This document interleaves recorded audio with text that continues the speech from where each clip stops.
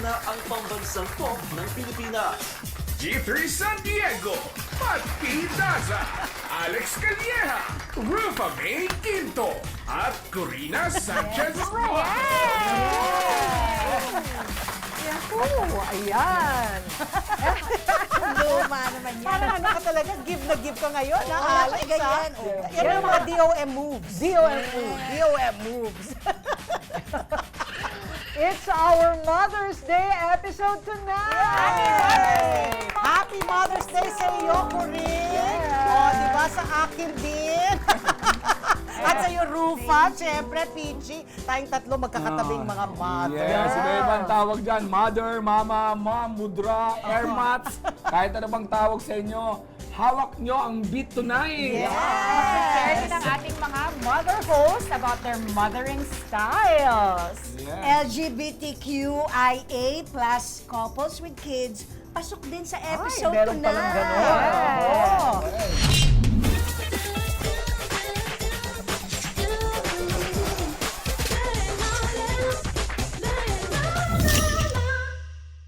Bago ang lahat, anong inyong mga ganap? Ayan. Anong mga ganap ninyo? What's the Sige nga, G? magkwento kayo. Rufa May, what's happening? Kumain ako. At saka nagpa-ano na ako, nagpa-ul-therapy. Wow. Talaga na gano'n ka na, ha? Para Umamin ka na. Kailangan natin Tightening. magpaganda. Oo. Ewan ko kung may effect. Meron ba? Meron naman. Meron naman. Fairness. Mukha ka na nga Saka ano dito ngayon, din. 25 years old. Thank you. Oh, siya, beautification. Beautification. Ako dahil Mother's Day, syempre kasama ko yung mother ko, di ba? At maski na may edad na yung mami ko, maganda yun kasi maski na papaano, nagsasama-sama pa rin kami. Every Sunday, we look forward to being together. Nagsisimba kami, kumakain. Tapos nagsha-shopping ang mami ko. Mahilig siya pumunta sa mall. Wow. Oh, di ba? Oo. That's nice. Yes, it's nice. It keeps her active. Yes, and yang. Ako naman, like Ikaw. me, I used to write a column kasi for a magazine. It's called Rated G3.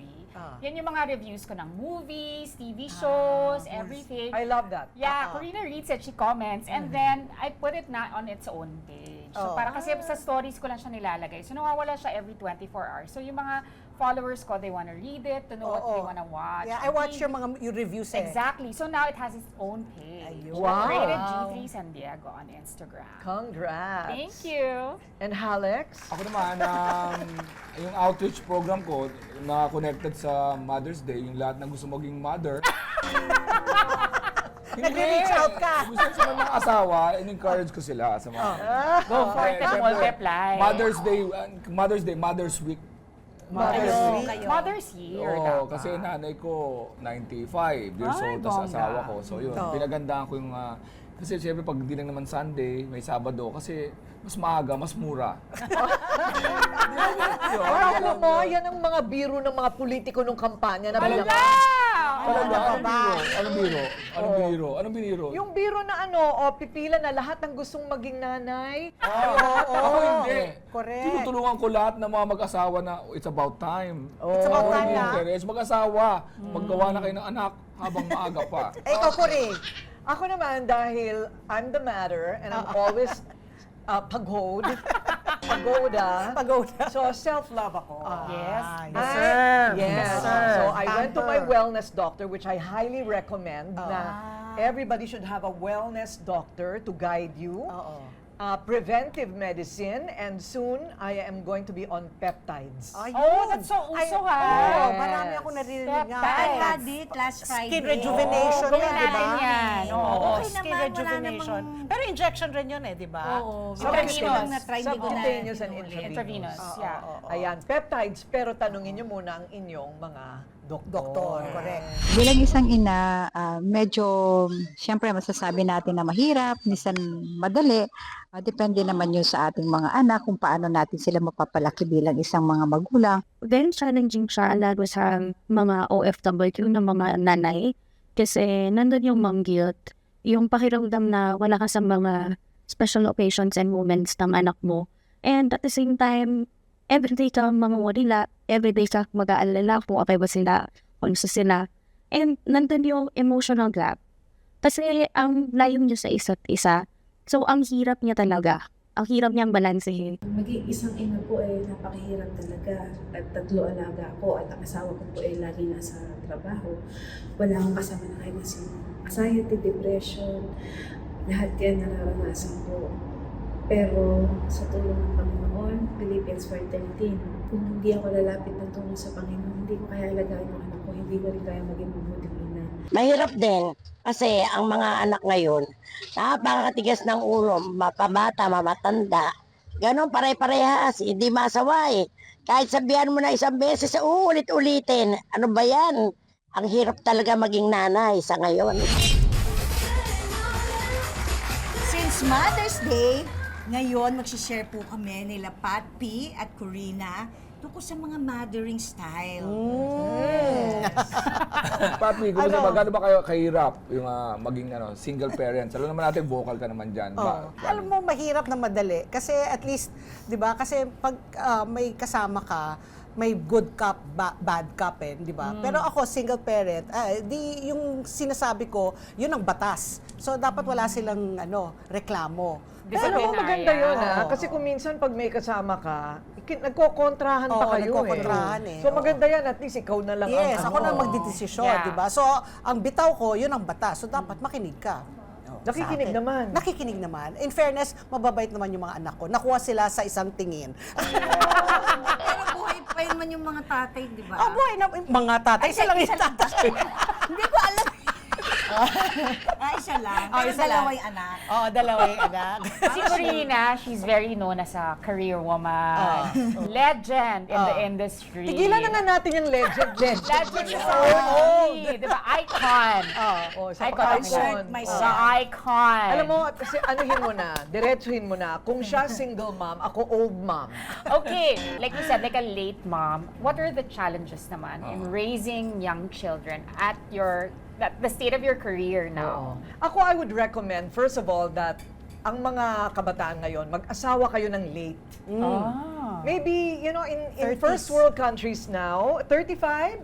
That's young. Ako ganon, 35? 37, 8. 35, 40, you freeze your eggs. Kasi ang egg freezing ngayon is already reliable. Hindi tulad ng panahon ko, hindi nabubuhay. Kailangan embryo na. When did you decide pala to have your eggs frozen? 42? 42. Mga 42 kasi sabi ko so ngayon so get married late and have children not as late as I did. Kasi pagka medyo past 50 ka na, medyo pressured ka na. Maganda rin na naging effect sa akin kasi ngayon pressured ako to live to be 120 years old. Para maabutan mo yung apo mo. Yes. And definitely para sa kanila sa paglaki nila, di ba? Yeah. So yun ang magandang epekto sa akin. Pero yung sobra ka namang late magkakaroon ng anak, maybe best is early 40s. Early 40s. Or mid-30s, no? Yes. But your embryo or your egg should be Frozen na. frozen na. Buo na siya. Kasi ang sabi ng doktor, si Dr. Kaufman, the prime of the quality of eggs is from 23 to 28. Pero yung 23 to 28 is premium. All in all, I don't regret it. I just wish I did it maybe Younger. 5 years earlier. You want more? I want more. But parang hindi ko na yata kaya. Mahirap na makipaghabulan. Di ba? Si Rupa naman. Kumusta naman ngayon? Ano ba hinahanap-hanap pa nila Alam mo, 10 yung months ago tatay? na yung nakaraan. Oo. Kaya unti-unti namang nagiging hindi sobrang iyak kami mula umaga, gabi. Yung talagang todo na, everyday.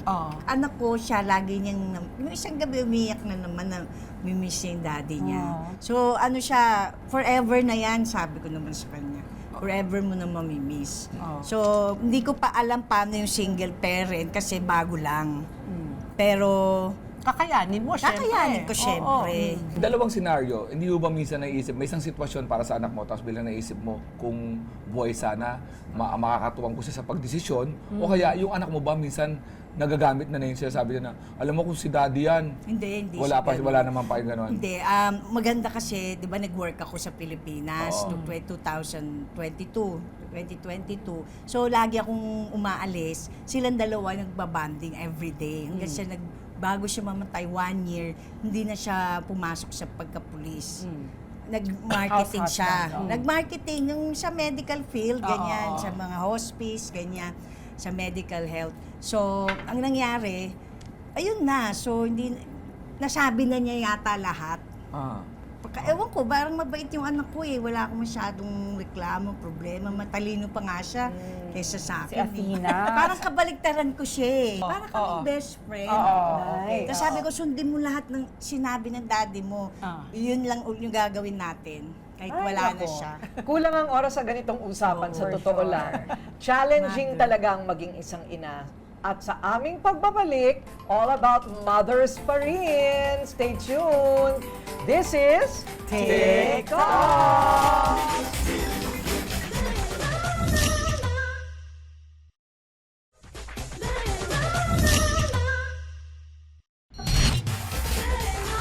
Team Makalola versus Team Makananay, saan kayo tataya? Kasama natin si Pastoral and Marriage Counselor Dr. Carlita De Gula. Hello, ma'am. Good evening po, Good evening po.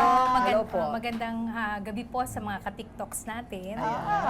So talaga po bang iba ang paraan ng pagiging nanay dati compared sa Gen Z ngayon? Malaki po ang pagkakaiba ng mga nanay noon at ngayon. Tinatawag po natin silang baby boomers, yung mga traditional pong parenting natin. At yung mga iba po mas malayo pa, yung silent generation natin. Ngayon po ang tawag po naman natin dito sa bagong henerasyon o generation ng pagpaparenting o yung Gen Z po natin o yung nagbibigay ng gentle parenting po. Gentle parenting. Gentle parenting.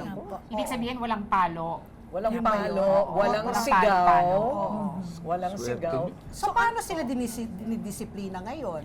So, dinidisiplina pa rin po sila pero sa paraan po ng pag-unawa tulad ng yung empathy po natin sa kanila. Inuunawa po kung nasaan po kung saan po sila naroroon at gayon pa man po, binibigyan rin po ng disiplina. Pero hindi nga lang po nagkakaroon ng punishment or yung natawag natin mga nangyayari po ng mga verbal abuse or may mga sigaw po na may mga Ano halong sila? ano po. Because my sister is a Gen Z mom and my cousins are Gen Z moms.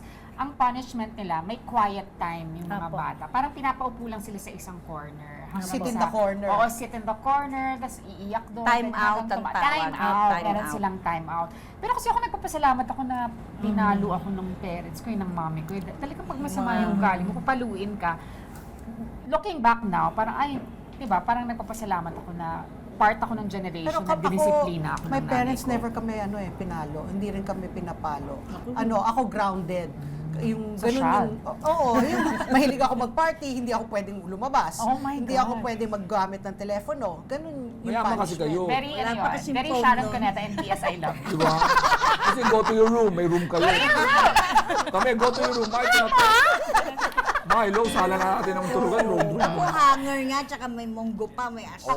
Red hammer din ako. Oo, tsaka walis. Mami Parang ko ano ganun. yun, parang shortcut. Kasi kung mas matrabaho nga naman yung magpapaliwanag ka pa sa bata. Pero, if you appeal to their logic, maiintindihan din nila eh. Do you agree with gentle parenting?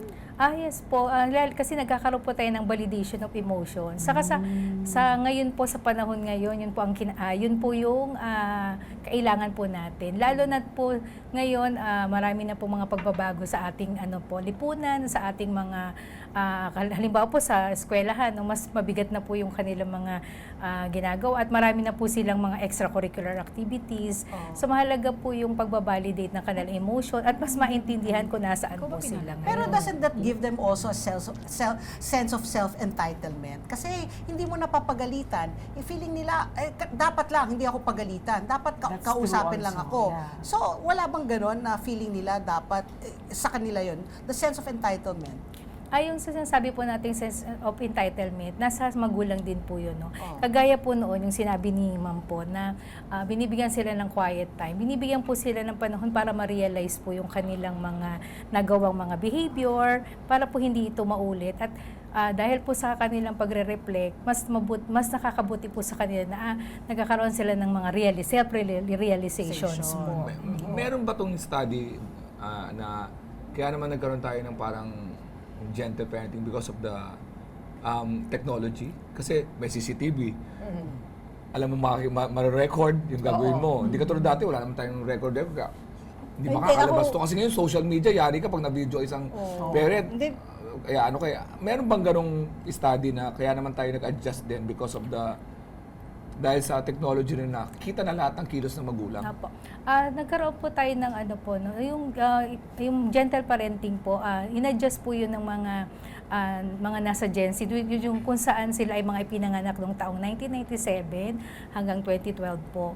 So, dahil po sa kanilang mga karanasan po sa kanilang mga anak, gayon din po yung mga eskwelahan, gayon din po yung binuksan po yung tinatawag nating gentle parenting. At the same time po, binigyan din po ng pagpapahalaga yung mga nararamdaman ng mga kabataan or Pero yung mga sabi bata nila po. because of that, yung mga bata ngayon, wala silang resiliency. Parang mahina ang loob. Parang lahat na lang, parang, ay, hindi ko kaya yan. Kasi nga, parang nasanay na sila na the sense of na entitlement, no, na hindi sila pinapagalitan, kinakausap lang sila. Hindi ba nakakaano yun ng pagkatao nila? Yung po sinasabi natin entitlement, nasa po yun nasa pagdidisiplina po talaga yun yung pakikipag-usap at kung ano ang sasabihin mo. Kung ano po yung sasabihin mo. Minsan po kasi yung iba po sinasabi natin pagkukonsinte sa kultura po natin. Iba po yun po may realization. Tapos pagkatapos po nun, magkakaroon po ng pag-uusap yung magulang na dahil ito yung na-realize mo sa tingin mo, ito ba'y makakatulong? Tutulungan po siya na magulang. Ganun po din po yung mga guro. Kasi ngayon po kasi kung yung mga guro at mga magulang ay hindi po susunod din po sa panahon, magkakaroon din po ng clashes din po. Speaking of teacher kayo, which is second mother daw, di ba? Opo. Nagkaroon din ba kayo ng adjustment? Kasi ngayon, nare-report din yung mga teacher na medyo... Kasi ang teacher ko dati, nampas din ako sa... Nakahagis ng eraser. Adjust din ba mga teachers in terms of the gentle na yan? Dapat bawal na rin silang mag... Ay, opo. talaga bawal. Ako bilang guro po nag-a-adjust ako. Kahit nga po yung mga pinapanood nila, kahit po yung mga Korean novela, drama, pinapanood ko na rin po. Dahil po, makakasabay po tayo kung alam natin, pati yung mga Doraemon, yung mga palabas po na pambatas, yung mundo po nila, pumapasok po kami bilang guro din po na maintindihan kung saan sila na ganun din po yung mga parents. No? Pag naintindihan nyo kung nasaan yung mga anak ninyo, mas lalo nyo po silang maiintindihan kung ba empathy nga po ang Pero natin. ma'am, di ba matagal na po kayong guro? Apo. Ano po yung napansin yung difference sa generation na pinalaki ng boomers at generation na pinalaki ng mga estudyante na pinalaki ng boomers at pinalaki ng mga Gen Z? Yung or tinatawag po millennial natin, moms? yung sinasabi niyo po kanina resilient, no, yung katatagan na may mga pagkakataon po na sa pagsubok, bumibigay po sila. No, at mabilis silang nagsasabi na mahirap po ito, parang hindi namin kaya. Pero, Supposed to yung generation na. suppose sa generation po ngayon na para napalo lang, hindi, iba nga, may luhod-luhod pa nga po sa munggo at kung ano pa pong parenting. Kaya no? ako kasi, gentle parenting din ako Mas effective. Una, inosente pa ang mga bata. Kaya wag nating Sasaktan. Hindi nila maintindihan. At maniwala din tayo kasi mas matalino pa sila sa atin. Kasi nakikita nila. So ngayon, kaya anak ko, pag naintindihan ng bata, hindi siya lalaban, hindi siya magiging mapad, hindi mo na siya kailangan sigawan, paluin. Kaya kailangan pasensya, tapos kausapin nyo ng mabuti hanggang siya maintindihan kayo. Yun. We pay tribute to our mothers sa aming pagbalik dito sa TikTok!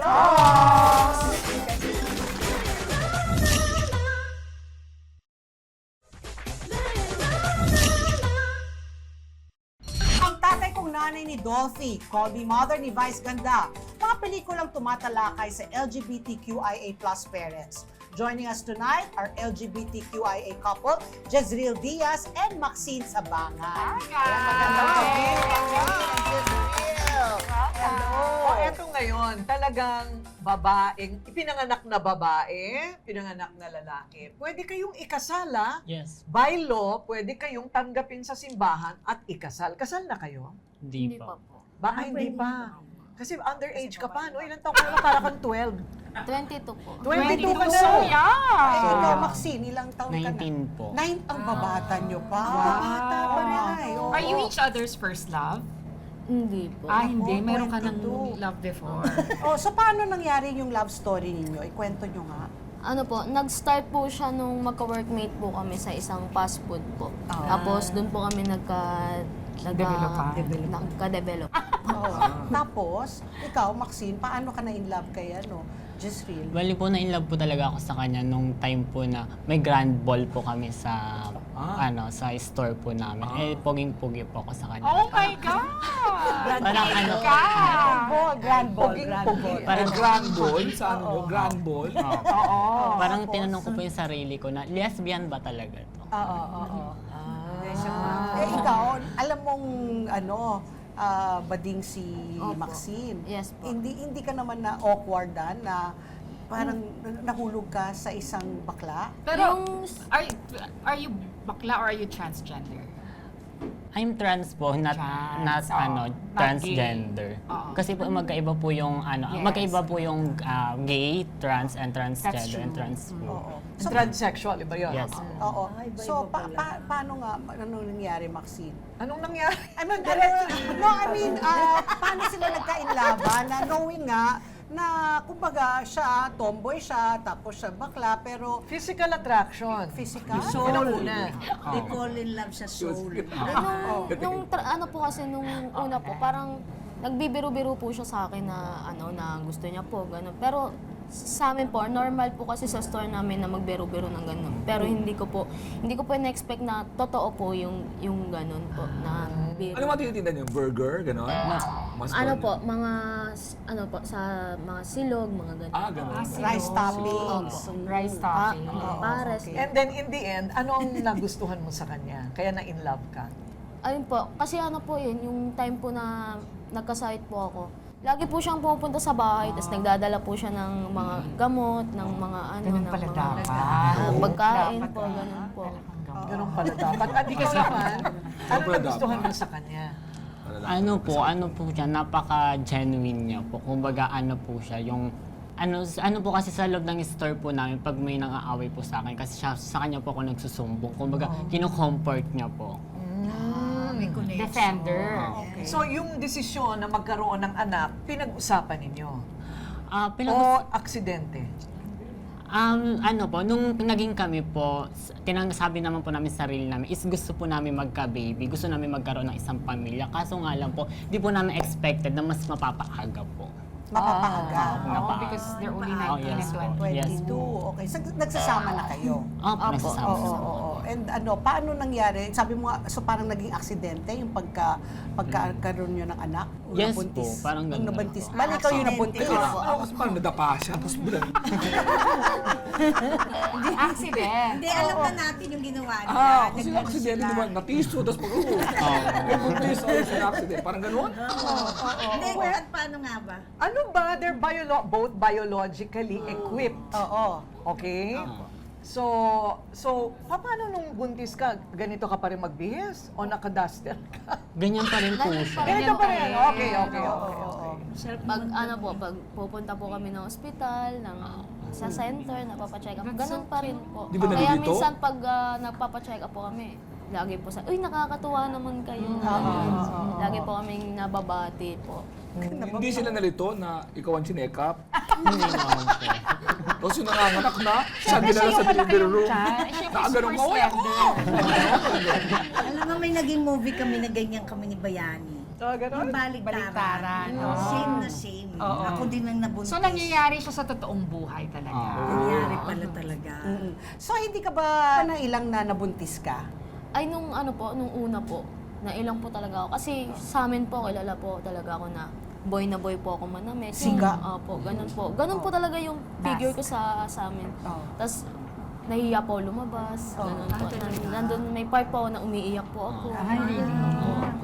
Na-feel mo na girl ka? Opo. Tapos, iniiyak ko sa kanya na parang, yun pa lang po nag-sing in sa akin na ako nga pala yung magdadala. Yung sabi ng magulang niyo. Yung sa amin naman po, yung pagbubuntis ko naman po, hindi po namin tinago. Nung nalaman po namin na nakita po namin sa ultrasound na may baby, after po nun, sinabi po agad namin sa parents namin, pag uwi po namin, sinabi po agad namin sa mama ko po. Okay naman. Eto may tanong ako, hindi ba kayo nag-aalala in the future pagka siyempre yung anak nyo, mag-aaral yan, mag-aaral yung mga parents, teachers, tapos hindi pa nag-aalala na yung paano ipapaliwanag ng anak nyo yung sitwasyon yung dalawa bilang LGBTQIA nga na parents, paano sa tingin nyo i-handle ng anak nyo yan at paano nyo ipapaliwanag? Sa akin naman po, mas madali na po siyang maipapaliwanag sa panahon ngayon. Kasi Yeah, po, agree. hindi lang naman po sa amin nangyari yung ganito. Marami na po tayo, mas marami pong may mga sikat po na mas kilala po na meron silang anak. Mas madali na pong ipaliwanag. Tsaka nasa magulang din po kung paano po namin ipapaliwanag sa kanya. Ayun. Ikaw naman, handa ka na rin. Yes po, sobrang handa naman po ako. Tapos lang po, siguro, lalaki naman, kasama naman po namin siya lumakas. So, habang lumalaki po siya, mas ipapaliwanag po namin kung ano po yung mama at papa niya. Anong tawag niya sa iyo at anong tawag niya sa iyo? Mama pa rin. Mama sa iyo. And that's so cute. Oh, Ikaw, cute. Papa. Parehong mama. Parehong mama. Hindi po. Papa and mama. That's so cute. Alam mo, meron pa kaming isang na-interview, no, na ganito rin. Ganon din ang desisyon nila. Na ang tawag din sa kanya, mama, and papa pa rin doon sa kabila. Pero, sundutan ko lang, paano sa birth certificate niyan? Siyempre, mother, father, siyempre balik tayo pa rin doon, di ba? Oo. Di ba? Ganon pa rin. Ganon pa rin. Oo. Sino Ngayon, talaga? sa aming pagbabalik, makakasama naman natin ang mother ni Jessie Real. Stay tuned dito sa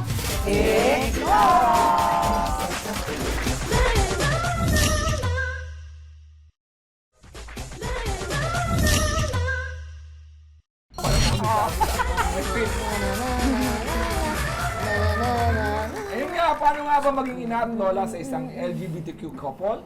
Makasama natin ang nanay ni Jess na si Jen Diaz. Hi, Mommy. Hello po.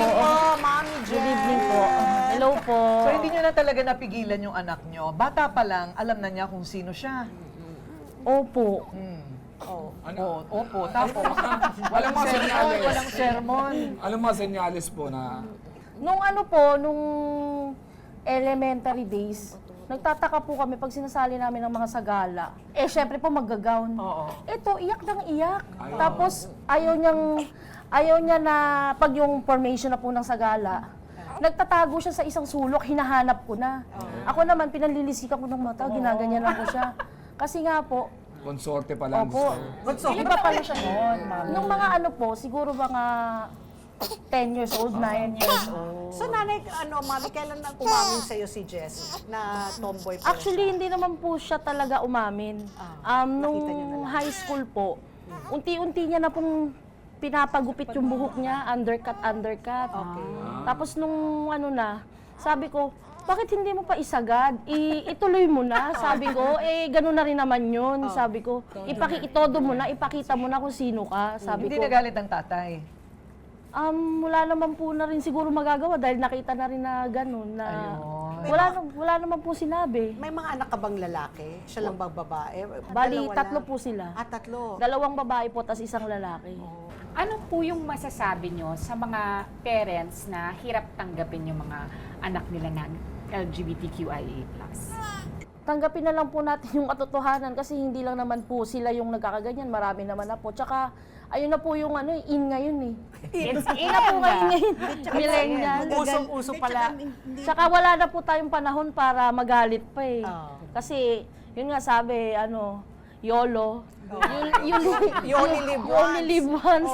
Bakit pa natin uubusin yung inis natin, yung galit natin sa anak natin, Kung hindi naman mapipigilan. Opo, nandun na po tayo. Ayun ang kaligayahan nila. Pero iba yung tanong na ikakasala at magkakaanak. Opo.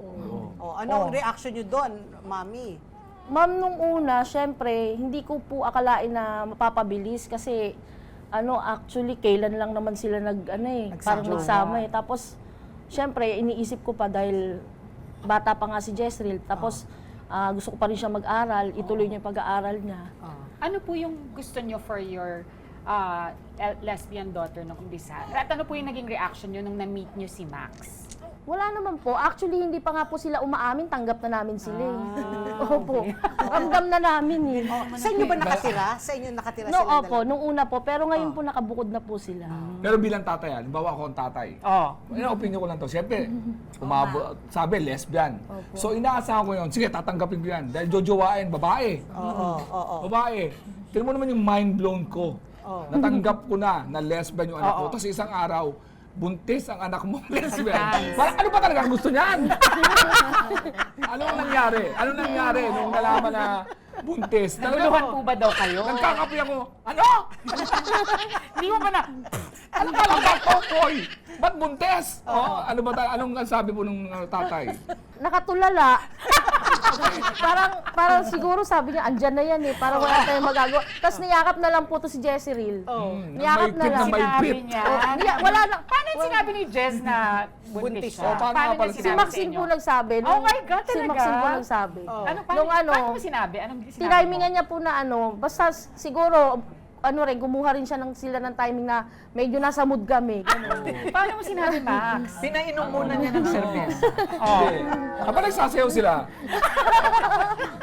By the way, buntis nga pala ako. Kasi si Max nga daw nagsabi. By the way, malaki pa boss. By the way, nabuntis ko po yan nyo. Paano mo sinabi, Max? Max, kwento mo. Parang ayaw pa po namin sabihin. Then, ano na po sinabi kay mama.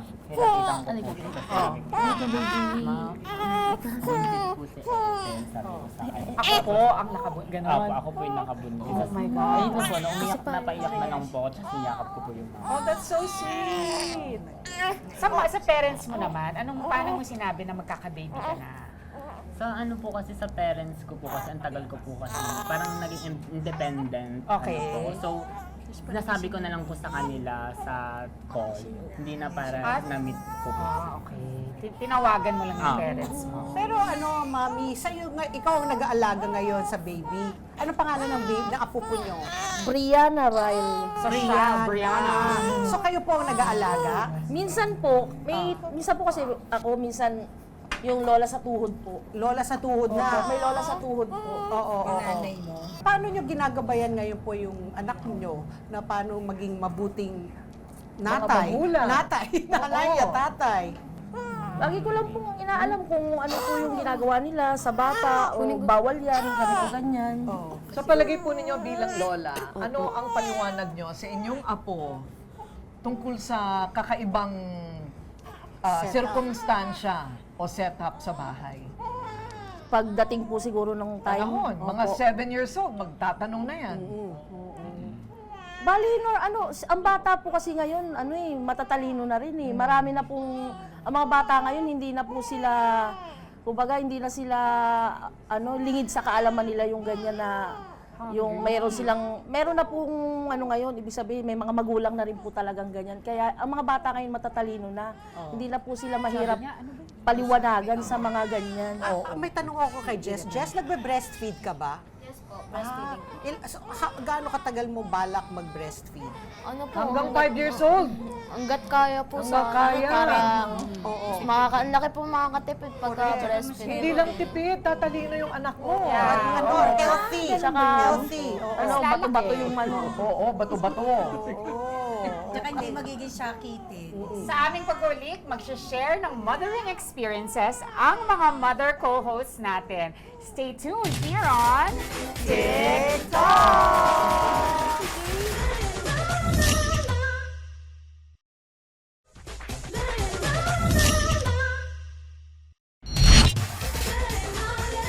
At dahil Mother's Day episode ngayon, we will pay tribute to our own mothers.